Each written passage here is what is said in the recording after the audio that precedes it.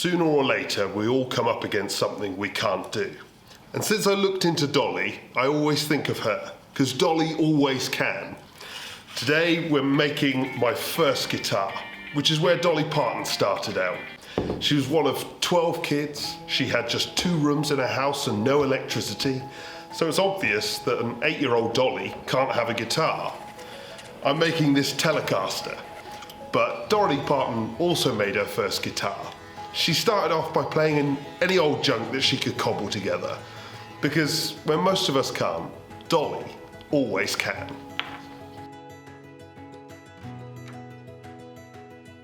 It was a hard childhood, such as someone like me can't really imagine. She famously said we had running water when we'd run and get it. She also had hunger and cold ice on the floor, 4 siblings in one bed, and not all of them potty trained. Illness and child mortality and no money for the doctor. When she was just 9, her precious newborn baby brother Larry, that her parents had declared as Dolly's baby, as it would be her job to look after him, just as her older siblings each had a sibling to look after. But he died at just 4 days old. How on earth does a 9-year-old continue to play the guitar with bleeding, blistered fingers, a patched up coat made out of rags, and a broken heart? Most of us can't. But Dolly always can.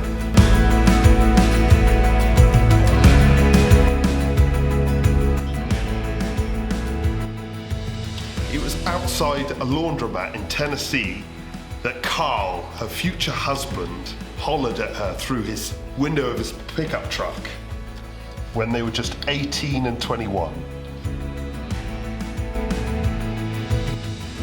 Dolly had no intention of marrying young, and her record label desperately didn't want her to do it, just as she was seeing some modest success. But at just 20 years old, she married in secret in a little Baptist church, witnessed only by her mother. There was no way their marriage should work, but 50 years later, they're still going strong, because Dolly always can. When she got a big break and joined the Wagner show, she was booed off stage, but she kept going, and success came relatively quickly. She left in 1974, and to say goodbye and thank you, she wrote Wagner the song, "I Will Always Love You." That same day, she was also reflecting in the bank on a girl that had a crush on her husband, and she wrote Jolene, both of which made #1. But "I Will Always Love You" was to continue to make history. It was shortly after Parton had her hit with it that Elvis asked for permission to sing "I Will Always Love You." Dolly was overjoyed until his manager explained that she would have to sign away half her rights to the song. To turn Elvis down would be madness. A young musician like her simply couldn't do that. But where others can't, Dolly always can.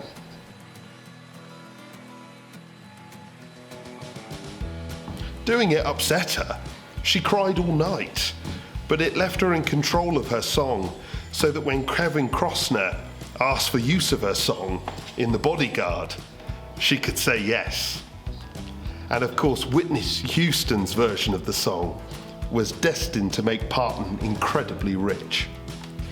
With money in her pocket, the list of things that most of us can't do, but Dolly can, goes on and on. She sang "This Dumb Blonde Ain't Nobody's Fool," and let's face it, you couldn't exactly describe her as an academic, but she is worth hundreds of millions of dollars. It costs a lot of money to look that cheap. And yet, she's a good Christian girl who has stayed faithful to her husband. And who would have thought that the child of an illiterate tobacco farmer who went to Nashville straight after high school could give away 150 million books to teach children to read in honour of her father? But Her charity, Imagination Library, has done exactly that. Which is why we're going to sell this guitar to support that charity. Details will be in the description. But perhaps the most wonderful thing about Dolly Parton is that even when she really can't do something, she can. So despite writing I Will Always Love You, she could never do what Whitney did with it. But our humble joy in Whitney's version puts paid to any idea of envy. Instead, she said, "It was one of the most overwhelming feelings I have ever had. To hear it done so well, so beautifully and so big. She took it and she made it so much more than it would have ever been. It was such a joy as a songwriter. I don't think I will ever have a bigger thrill." Or more tragically, when severe endometriosis resulted in her having a partial hysterectomy and deprived her of her own children.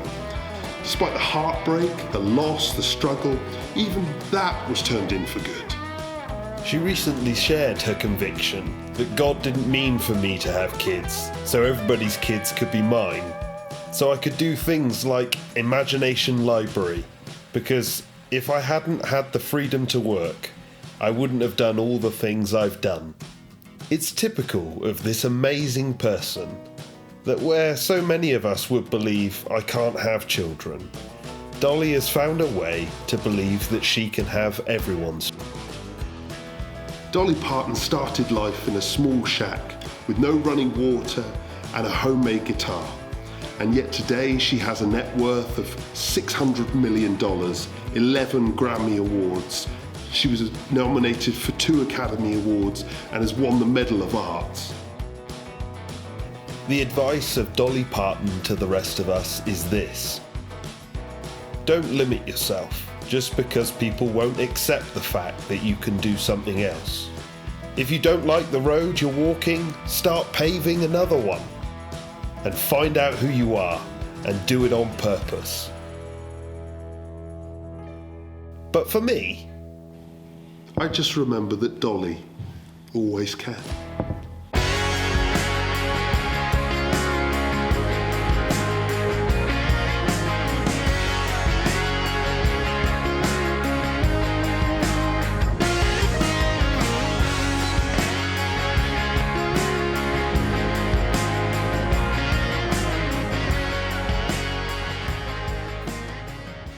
Oh man, I made a guitar.